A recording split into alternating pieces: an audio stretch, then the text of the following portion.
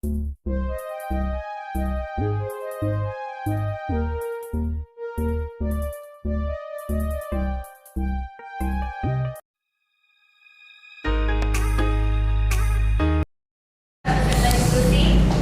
kita kali ini akan membahas tentang kehidupan remaja di ibu kota. Pada diskusi kali ini, saya Veronica sebagai moderator, Christina Desiana sebagai penyaji, Devinoa sebagai notulis, dan Signes sebagai pembahas. Kita langsung saja ke penyaji makalah. Silakan penyaji. Terima kasih. Pada kesempatan kali ini, saya akan menjelaskan makalah tentang kehidupan remaja ibu kota. Kehidupan elit di ibu kota mulai dari era proklamasi hingga reformasi mengalami begitu banyak perkembangan secara pesat. Berbagai macam perilaku pun mulai mengalami perubahan yang tak dapat kita pungkiri oleh mata. Pada zaman dahulu, remaja-remaja masih sangat merasa enggan dan malu jika memakai pakaian-pakaian terbuka di depan umum. Hal ini disebabkan karena masih terpengaruhnya pola pikir mereka akan nilai dan moral yang ditinggalkan oleh nenek moyang bangsa ini. Namun lambat laun kebudayaan tersebut tertimbun oleh masuknya kebudayaan asing yang sangat mudah sehingga membutakan mata mereka akan kebudayaan negeri ini.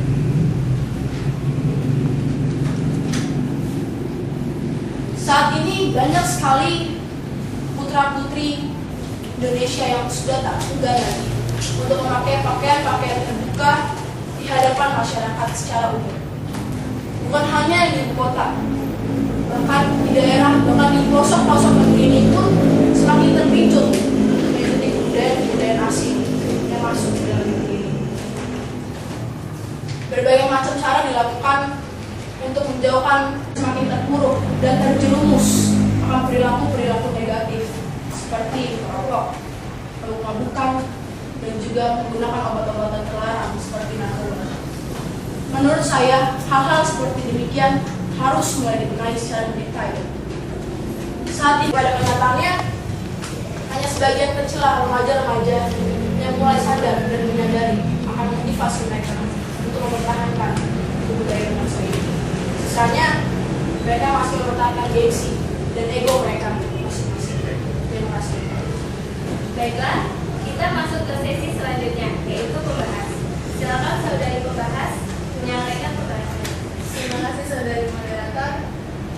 Pembahasan pertama yaitu, menurut Anda, apakah hanya karena faktor kebudayaan asing yang masuk ke dalam negeri ini dapat mempengaruhi sebagian besar tingkah laku remaja-remaja saat ini? Dan yang kedua, pembahasan yang kedua adalah, apakah pola pikir remaja tahun 1945 berbeda dengan pola pikir remaja saat ini? Berikan perbedaan antara pola pikir remaja tahun 1945 dengan pola pikir remaja saat ini. Dan yang ketiga, pembahasan ketiga yaitu, tadi Anda membahas secara fokus tentang remaja putri. Bagaimana dengan remaja putra? Apakah mereka mengalami perubahan juga? Oke, pertanyaan pertama. Menurut Anda, apakah karena faktor kebudayaan asing yang masuk dalam negeri ini, tingkah laku remaja-remaja saat ini? Silakan, saudari punya.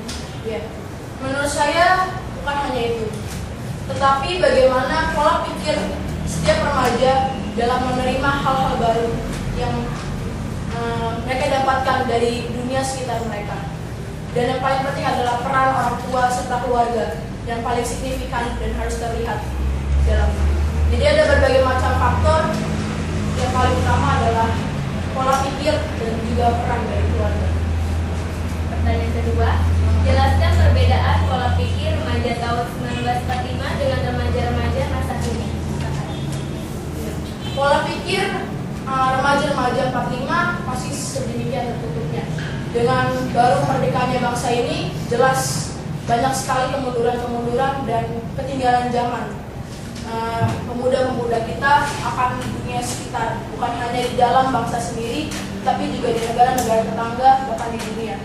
Dan itu sangat kasat di mata kita, sangat terlihat jelas di mata kita bahwa Mereka memakai pakaian yang tertutup mulai dari kepala sampai ujung dari kaki mereka.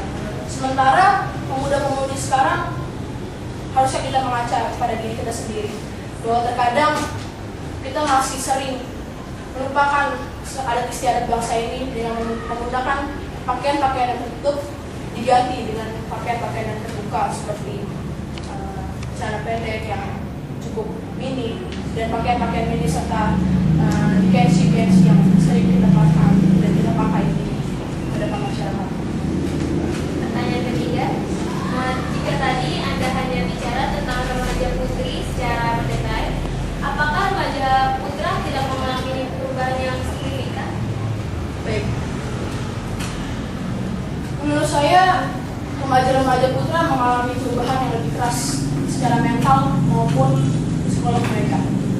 Banyak kita lihat, banyak sekali remaja-remaja putra yang mungkin sering tawuran antar pelajar dan sebagainya. Ada juga yang berkumpul membuat sebuah geng-geng di kelompok masyarakat yang sebenarnya kelompok-kelompok tersebut merugikan, bukan untuk diri mereka tapi juga bagi kehidupan di masa depan mereka. Seperti itu. Jadi menurut saya remaja-remaja putra sedemikian rupa inilah yang harus kita benahi secara lebih baik. Baik, sekarang kita buka sesi pembahasan. Pembahasan umum dibagi menjadi 2 termin. Masing-masing termin ada 3 pertanyaan. Silakan peserta diskusi, ada yang ditanyakan? Silakan Saudari Eva. Sebutkan contoh real yang tampak dalam masyarakat saat ini bahwa ada beberapa remaja yang masih mempertahankan kebudayaan bangsa Indonesia. Silakan pertanyaan ketiga. Saudara Redi, silakan. Apa yang membuat remaja-remaja saat ini dinilai mengalami banyak perubahan? Oke, terima kasih. Pertanyaan ketiga, Saudari Felis. Apakah solusi yang terbaik agar remaja-remaja sebaya kita ini tidak terlalu lama terjerumus dalam perilaku-perilaku tersebut? Oke, terima kasih. Silakan menulis. Baik, pertanyaan yang kedua.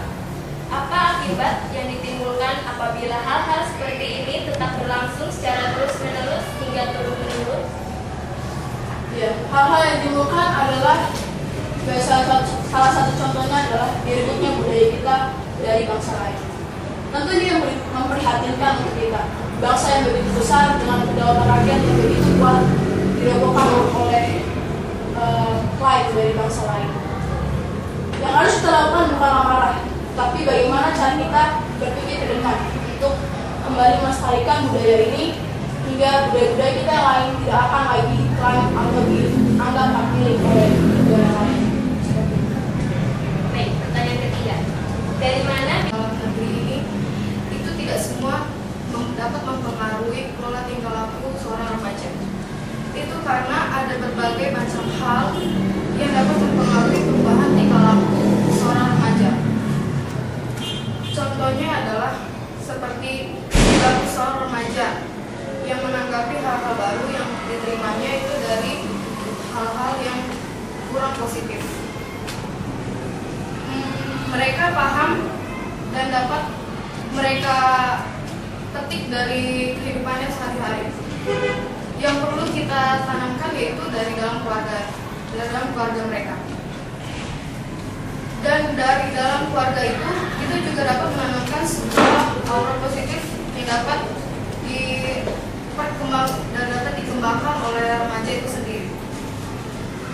Perbedaan dari pola pikir remaja tahun 1945 dengan remaja saat ini yaitu masih demikian tertutup. Remaja tahun 1945 itu masih demikian tertutup, tetapi saat ini remaja sudah mulai terbuka